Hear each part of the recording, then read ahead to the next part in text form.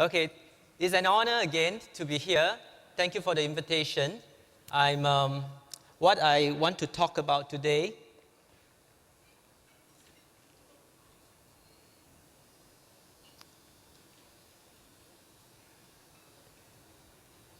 What I want to share with you guys today is actually how can we actually facilitate implant aesthetics in the aesthetic zone. So allow me in this 1 hour to share with you some of the philosophy and concept that I learned over the years from a lot of teachers that I have here today. I want to share with you also the 8 keys to clinical excellence, knowing what to do at different situations. Now, sometimes we have to understand what exactly is implant aesthetics in order to know what we have done right or what we have done wrong. So what exactly is implant aesthetics? Is there a step whereby we can actually follow in order to get into clinical success? Well, I think there are certain things that we do on a regular basis, and this should actually be translated to implant dentistry. First of all, diagnosis and treatment planning. That's essential. For over the past 2 days, we actually have seen many teachers have shown us how do we actually treatment plan as well as to diagnose the type of cases that we want to do. And then after you have a proper diagnosis, we then have to move on to talk about surgical and restorative techniques, different ways of manipulating soft tissue as well as provisional. How are we going to support the soft tissue between teeth as well as on the facial aspect of teeth? And of course, that's not good enough because we are doing something called indirect restorations. Definitely, the communication between technicians and ourselves is essential. Now, material selection is also one important criteria for what we are doing. So, in a case like this, we can actually slowly plan to finish a case that have very nice white aesthetics. So white aesthetics is the responsibility of the technician. So if you see a beautiful case, chances are we have to give credit to the ceramist that finished the job. So one of my mentors when I was at the University of Washington told me that as a restorative dentist, you should always learn how to actually mold the tissue around the restorative platform so that the technician can do a good job. So I think the role of restorative dentist is actually to create the soft tissue to receive the white aesthetics that the ceramist is going to give us. So that is the role of what we are going to do today. So what is implant aesthetics? What kind of complications can we see? Over the past 2 days, we actually have seen that there are a lot of different complications. Sometimes it happens in the interproximal, whereby the papilla actually have problems. The papilla is gone, we create black triangles. Or sometimes we have on the facial, something like this, whereby the free gingival margin has receded. So do we know something about soft tissue behavior? What about recession? Is that a given that this is going to happen for most of these cases? I think yesterday we saw beautiful cases that how do we actually bring the soft tissue back and how do we actually preserve soft tissue. Today I want to elaborate a little bit more of what we have seen in the aesthetic zone. I think in the aesthetic zone, there are a few scenarios that we always see. One is we will always have a chance to treat implant next to a natural teeth. We also have a tendency to look at sometimes ovate Pontic is easier than implant site, so we have implant and Pontic site situation. And having 2 implants next to each other is always the most difficult situation. And Joseph Khan yesterday has mentioned that having a second implant next to an implant is even harder. But we can actually categorize under 2 implants next to each other. So let's look at pink aesthetics. We talk about interdental papilla, we talk about free gingival margin. So the interdental papilla is actually the tissue between 2 adjacent teeth. And I would say that a lot of time when we plan for implants, we try to preserve this tissue. So we learn about interdental papilla from natural teeth.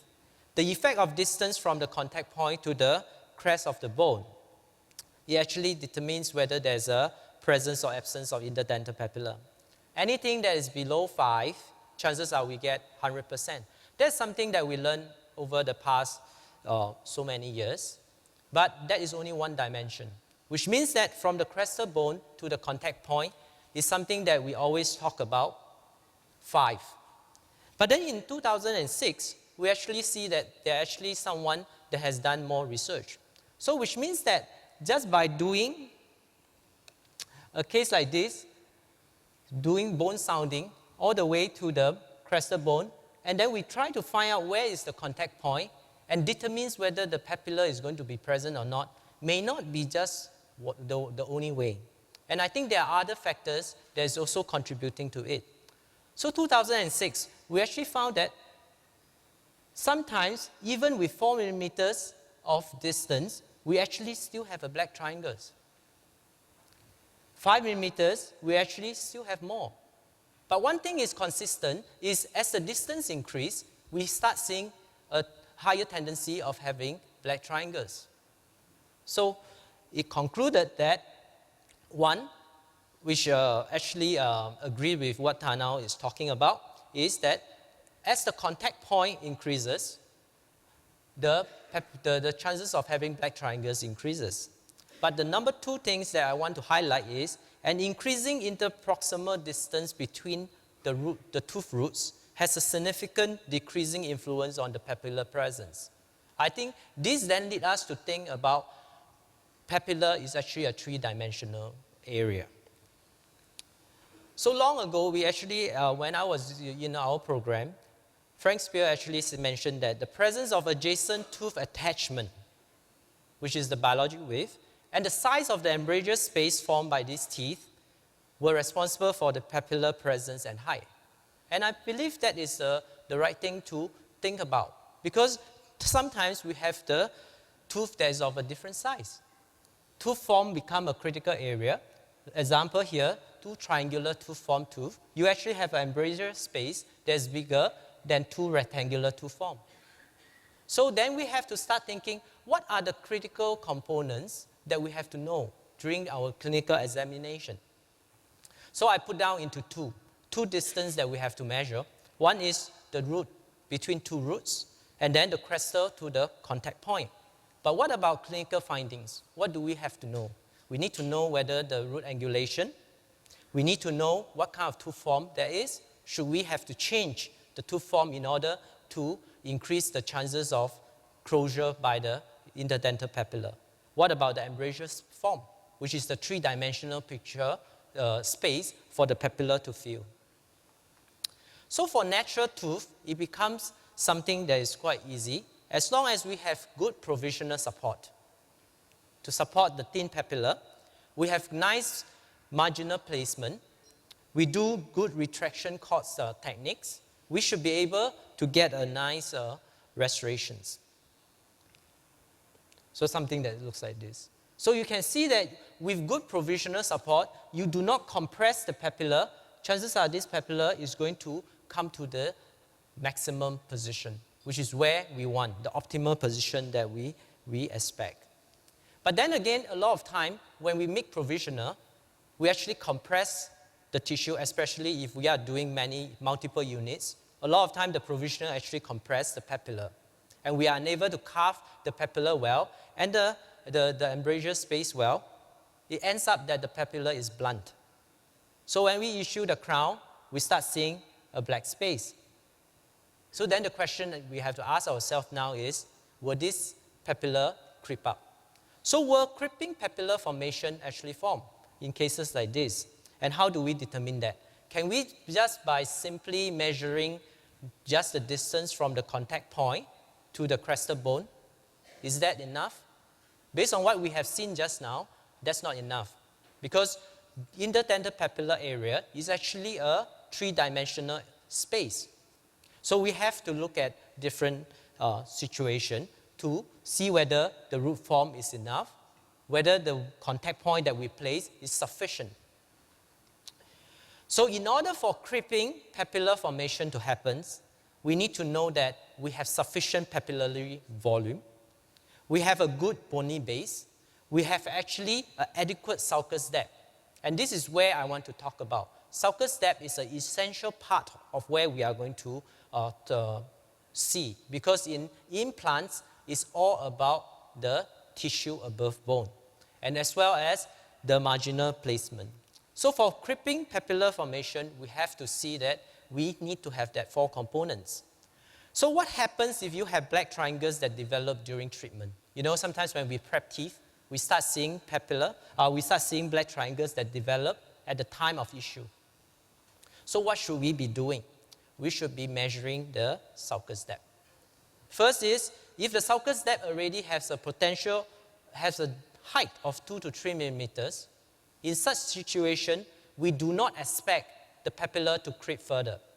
In those situations like this, we want to add porcelain to close embrasure space. But what if the sulcus depth, we have less than 2 millimeters? In cases like this, we can expect the papilla to come back. So cases like this, we expect creeping papillar formation. So this case, we know that the papilla is going to come back. So with that in mind, for natural tooth, they work so well, can we actually translate this information to dental implants? Meaning, if I have to extract this tooth, will this piece of papilla going to stay? Or will it disappear? So yesterday we talked a lot about this. I think Joseph Kahn actually has brought out quite a significant amount of information on that. But I think that when we place dental implants, we extract a tooth and try to place implants. Whether this piece of soft tissue is going to be there or not depends on the underlying bone, the volume of gingival embrasure, which we mentioned yesterday. And third, I think is more important, is the biologic width and the sulcus depth. I felt that in the interproximal area, we need not do sounding to the bone, because the biologic width is not something that we are going to change. What is going to change is the sulcus depth. So in the interproximal area, I suggest that all we need to do is to measure the sulcus depth to see whether there's any changes. So let's give you a scenario. If you try to do bone sounding at the interproximal area, we have one patient, patient A, with 6 millimeters bone sounding depth, biologic width is 4 and sulcus depth is 2. Another patient with a biologic width of 2, sulcus depth of 4. Which patient will have a higher tendency of interdental papillar loss? I would say the one with the deeper sulcus.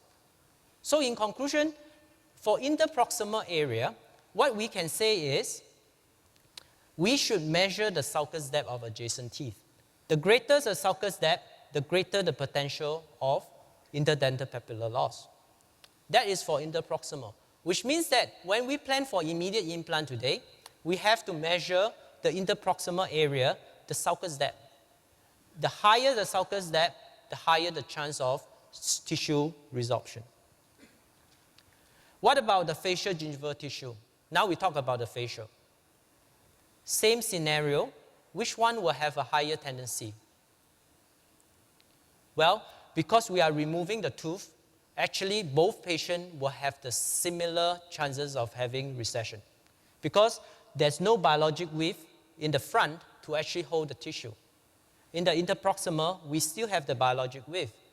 So this same patient will have the similar chances of having tissue resorption, which leads us to have this. Soft tissue in the facial, we have to measure bone sounding, soft tissue depth to the labial bone. The depth is important because the greater the tissue depth, the greater the potential of labial gingival tissue loss. But the other thing that is important is the thickness of tissue.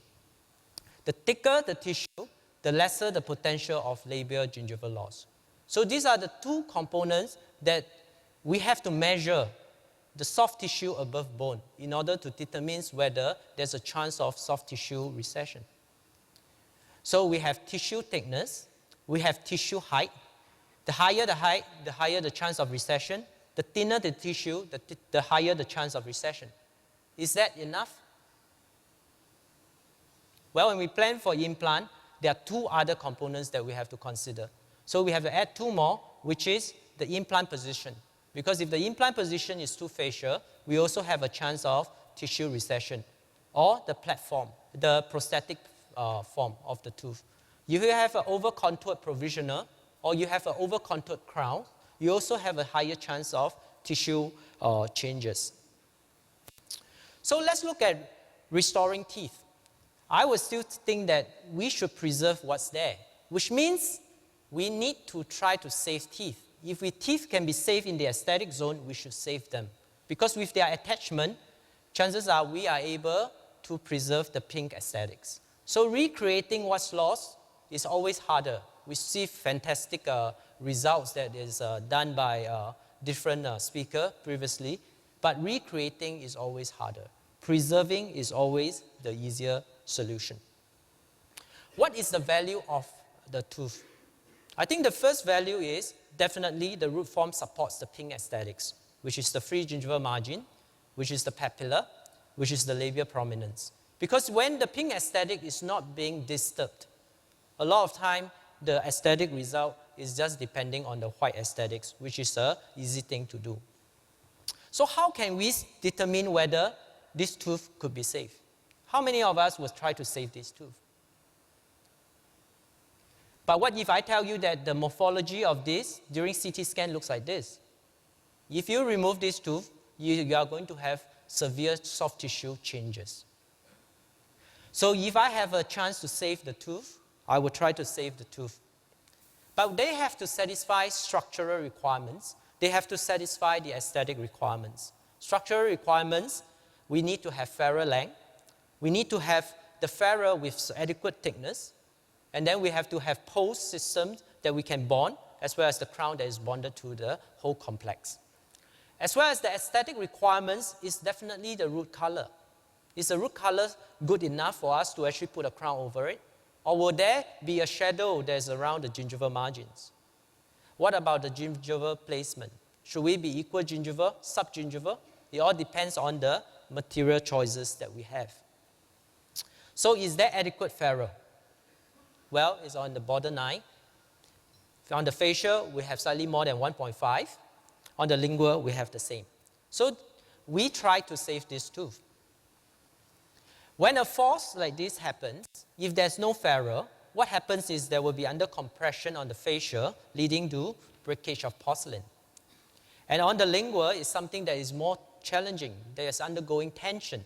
There will be leakage, opening of the crown margins. And cases like this happens all the time. No ferrule, we try to use a cast post and core, and then we lead to recurrent decay.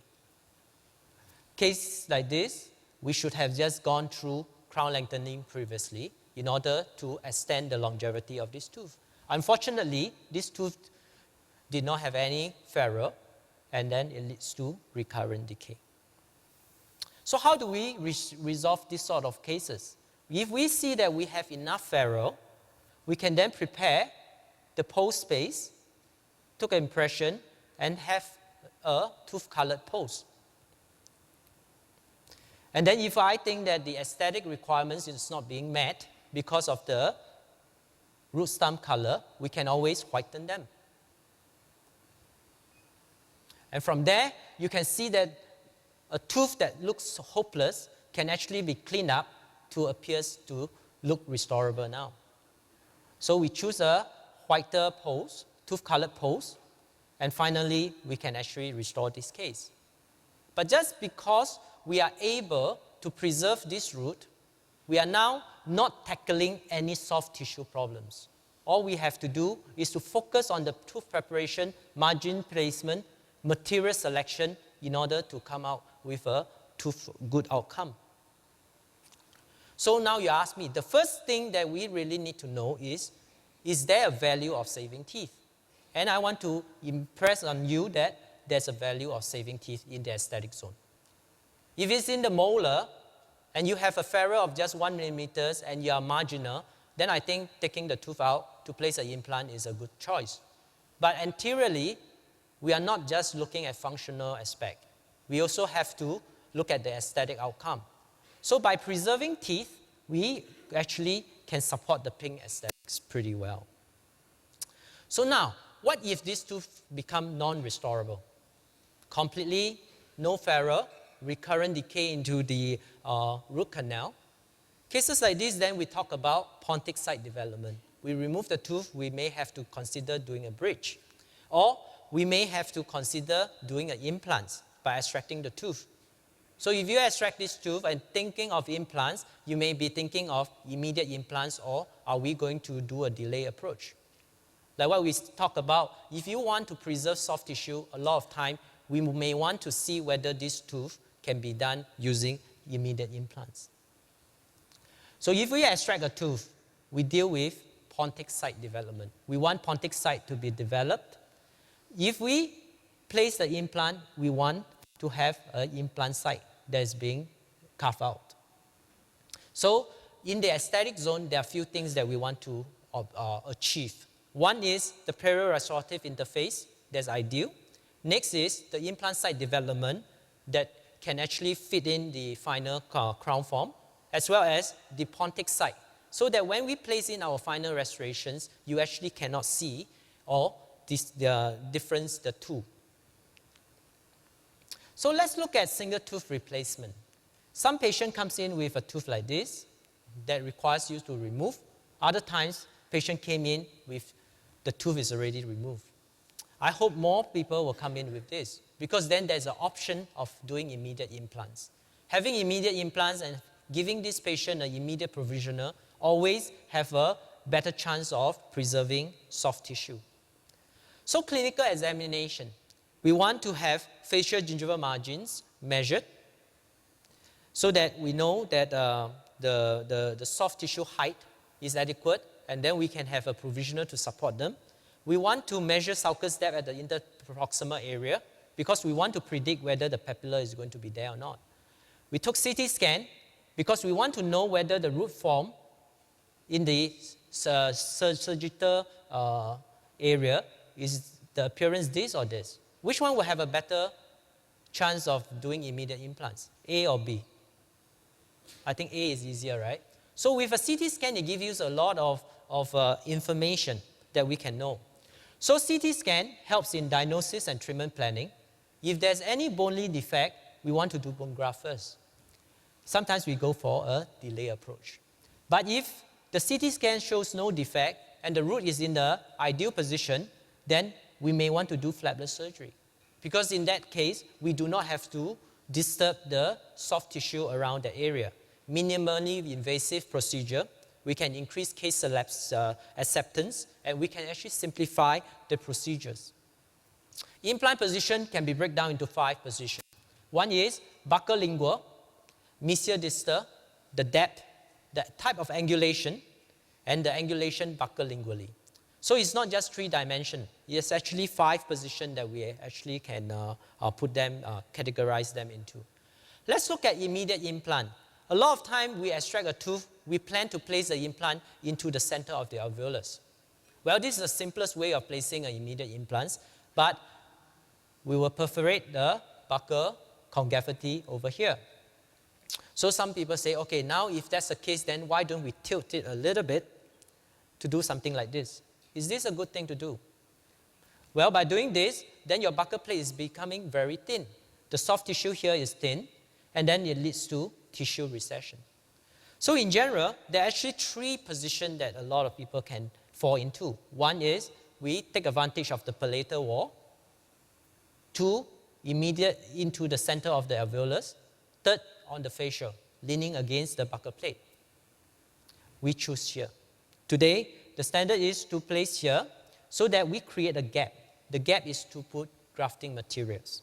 It can be bio-os, or you can any materials to your likings.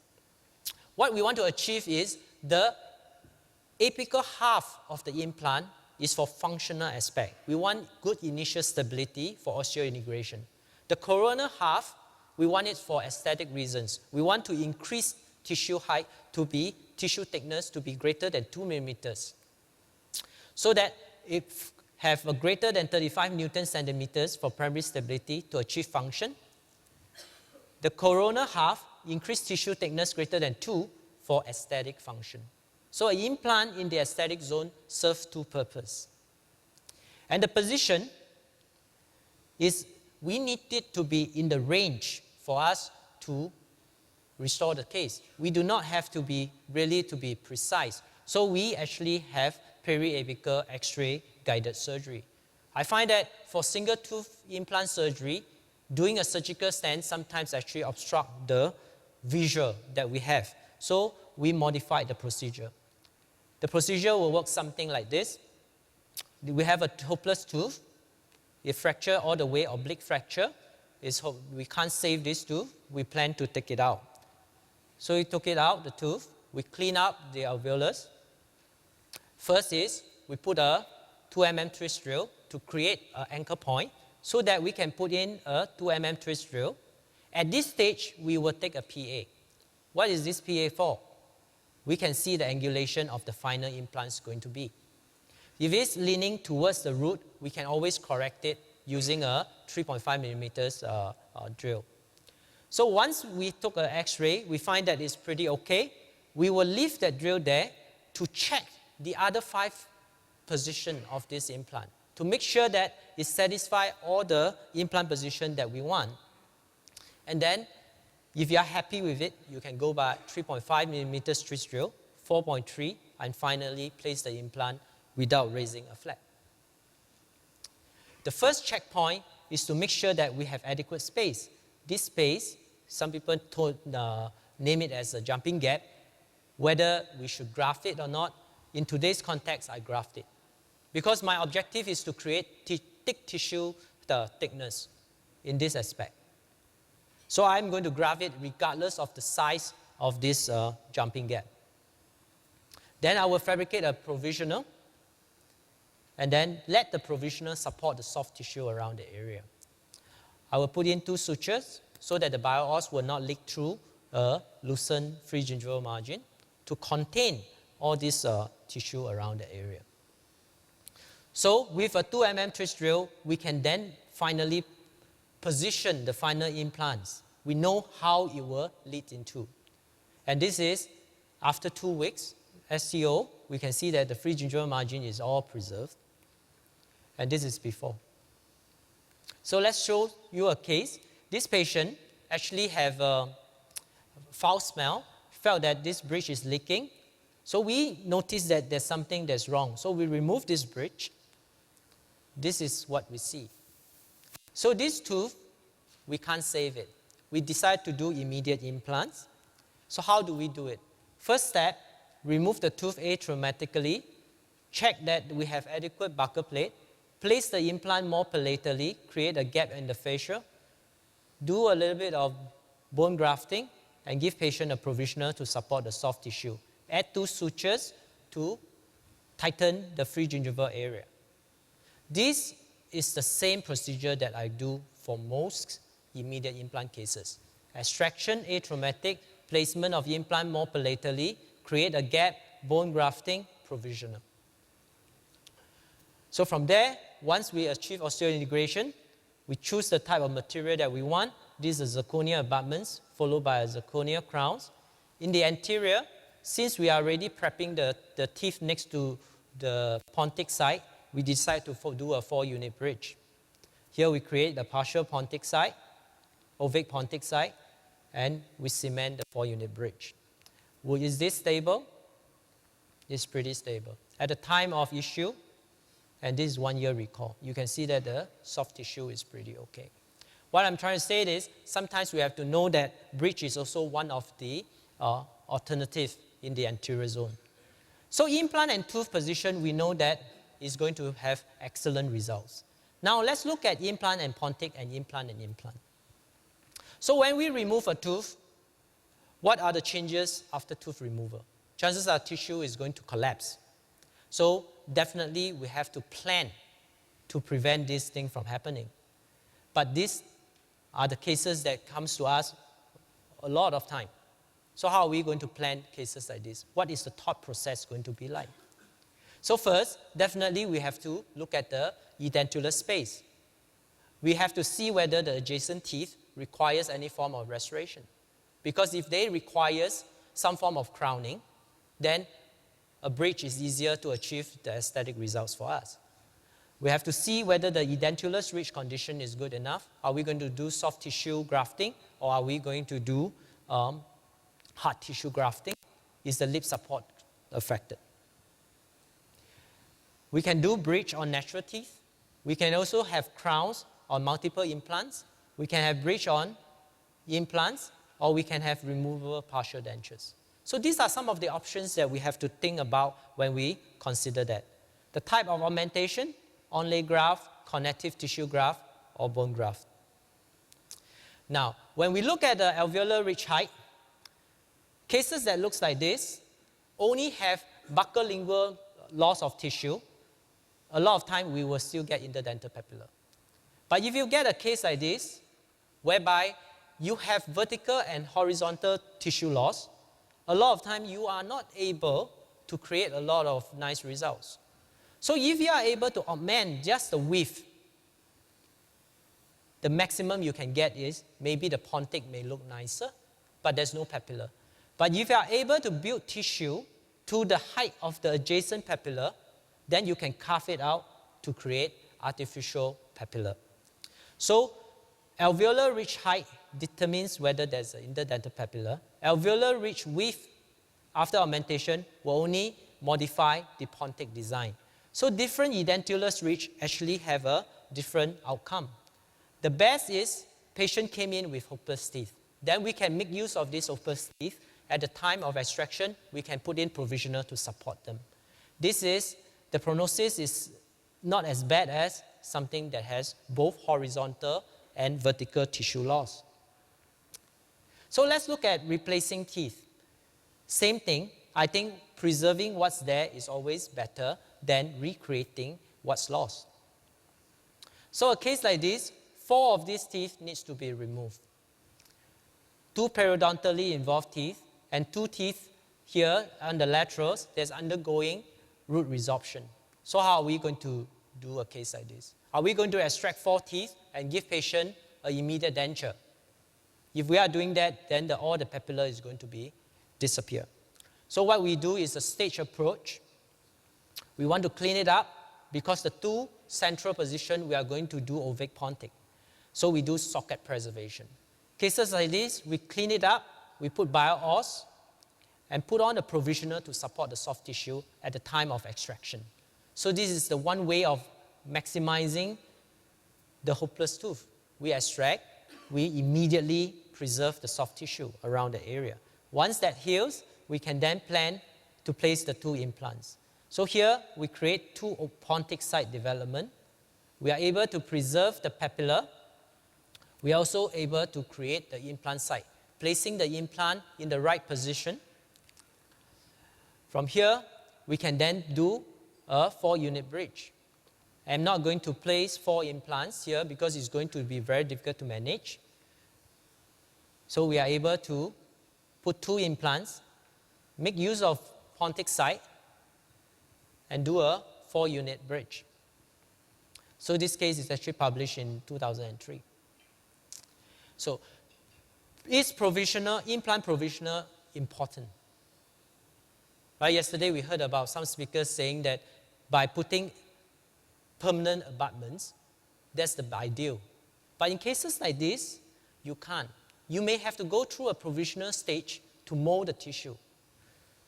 So cases like this, whereby we've gone through multiple soft tissue grafting, we are now going to carve the tissue. It's not easy to use a cemented retained provisional. We have to plan to use screw retained provisional. Because implant provisional set the stage for the final implant restoration. So we have to learn how to create this space. We have to learn how to transfer it to the technician so that we can create something, a porcelain, to support the soft tissue that we have created. Like this, using a provisional, screw retain, create the emergence profile that we want. This is a subgingival contour that we are hoping to get. So from here, we can then squeeze the tissue. Why screw retain is better than cement retain? Because by screwing it down, you actually exert a bigger force to create a dimple for the ovic Pontic as well as the implant site. So you get something like this. Then you can take an impression of this so that your technician can now create the scallop form of this tissue. So is multiple Pontic site easier to achieve than multiple implant site? Well, in people with good experience, good surgical as well as prosthetic skill, sometimes they can get good results, but it's not easy. We are going to get, chances are 85% of the cases, we have reduced height of interdental papilla by placing 2 implants next to each other. Getting a case like this is almost impossible. Chances are we will get cases like this, whereby you have long prosthetic contact point. So this is a case whereby when we finish, we are at most about 3 millimeters above of this free gingival margin. Am I going to expect this papilla to creep down? Chances are no. So any papilla that is slightly above the free gingival margin in the range of 2.5 to 3 is something that we are shooting for. There's no way that this papilla is going to be all the way up here. So what I'm trying to say is multiple implant site development, sometimes you get great results if the tissue biotype is thick, but it's always more technique sensitive than Pontic site development. It's always harder to achieve good aesthetic results. So in view of this, I would suggest that a lot of time in the anterior, we will plan to have Pontic site development instead. So for multiple missing teeth in the aesthetic zone, we want to try to place an implant next to a tooth. Why? Because we want to take advantage of the attachment on the adjacent teeth. We always try to think about Pontic site. We plan minimal implants and take maximum advantage of Pontic site development. We avoid placing implants next to each other, because by placing implants next to each other, it's harder to achieve a nice papillar approach. Now, this is something that people have been talking about for the past 2 days, root submergence technique.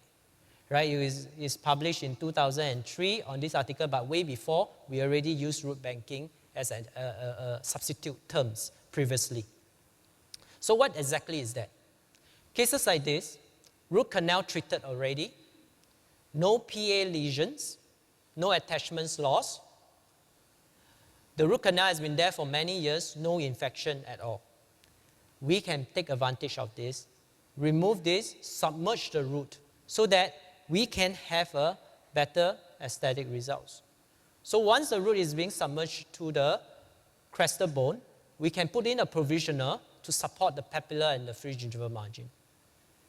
And then after several months, you can see that the tissue has healed. And you can put in a 3-unit bridge that finally fits into that position. What is the advantage of this? Because the root is still maintained in the alveolus, chances are the soft tissue is going to be maintained. Free gingival margin as well as the interdental papilla soft tissue is supported by my provisional. The root eminence area will not undergo any form of resorption because the root is still maintained in the alveolus. So this is one of the advantages of having that. And we use root submergence technique for bridges on a regular basis. If the tooth is already root canal treated, no PA lesions, good attachments, then we will use root submergence technique. But if you have the case whereby the tooth is mobile, there's some form of root infection, the tooth is not root canal treated yet, cases like this, you can always take the tooth out and do a socket preservation. I think the results is nicer with root submergence technique. Socket preservation is not that bad after all. It will be root submergence technique followed by socket preservation followed by if you have done nothing at all. Because if you didn't graft it at all, you will expect some form of tissue loss. So this is before and here is after. So sometimes we also have to consider discolored roots, the aesthetic requirements of a case. So we sometimes have to remove cases with root color that looks like this, remove for aesthetic reasons. A case like this. So we start with something more conservative. We do some whitening, external root whitening. Not too bad. But unfortunately, we have dark metapose. The gingiva still appears to be very discolored, even after this. Then next thing we do is maybe we should consider removing the post. You know, sometimes I'm not sure whether you have that experience, but this case is one case that as I was working on this, I do not know what I'm heading into. You know, you start to have cold sweat because you don't know what is going on. So you can see this, after I remove this, there's almost nothing left. I try to put a provisional on, it still gets very dark because the root is dark. So we have done external tooth whitening. We have done internal tooth whitening. We try to remove the post. So we have done everything proper, but still it has a very dark gingival appearance. So this is because the root is actually heavily discolored. So let's look at this. How should we plan this case? This is the X-ray. There's a missing tooth on the upper right canine. So definitely I will try to plan and put in what we have learned in the past hour. We will do root submergence technique on selected teeth. We will try to have immediate implants because there are some roots that I plan to take out. And I'm going to put on a provisional support to support some of the soft tissue around the area.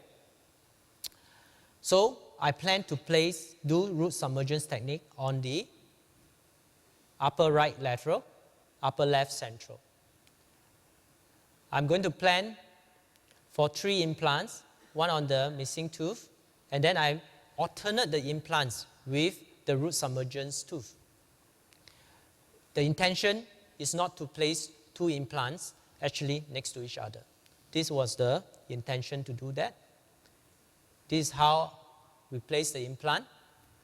You can see that the root submergence technique was done. We put on the provisional.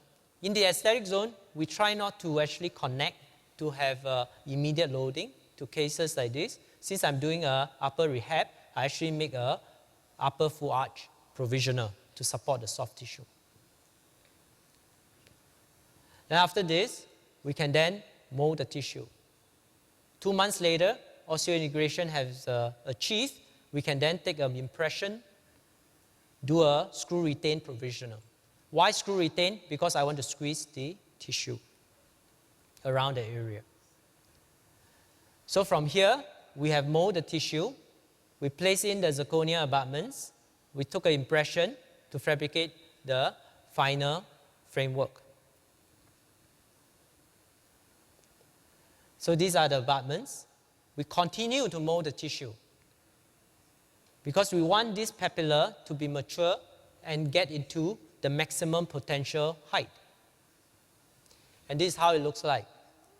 Scallop, the root submergence technique, the area, these are Pontic sites, implant site, and these are all done with provisional because by putting provisional to support soft tissue, you are going to set the stage so that the technician now can spend their time to fabricate the final prosthesis. Abutments tighten. This is the radiograph of the root submergence technique, root submerged area for the Pontic site.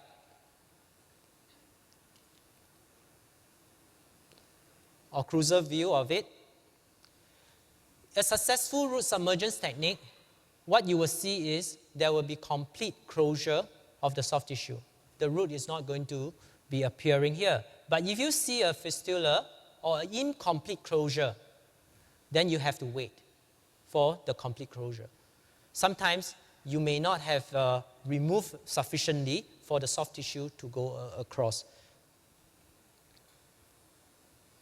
So here we are able to try in the final prosthesis. So some people may have doubt. Some people say maybe the root may erupt, re-erupt. What if there's a fistula? What if there's an abscess that is going to have? But these are some of the techniques that is being used by previous author. And submerged root, endodontically treated root to preserve the alveolar ridge under a bridge. Now we are taking advantage of some of this root to give us the soft tissue that we want. By saving the root, we actually are able to have a nice root eminence. So from here, we cemented, and this is 1 week post-op to take the radiograph. So what we want to say is, in cases like this, we should try to preserve what's there. In the aesthetic zone, the message should be preserving what's there and understand that recreating what's lost requires a lot of surgery, requires a lot of skill. But if we are able to just simply using provisional to support soft tissue, then chances are we get very nice results. So the 8 keys is we need to understand the value of saving natural teeth. Because today we see good teeth removed too easily. Second is we should have good implant site development, spend time to mold the tissue. When we place the implant, we need to have guidelines or landmarks to tell us where we are placing. Taking a PA radiograph at the 2 mm pitch drill is always useful.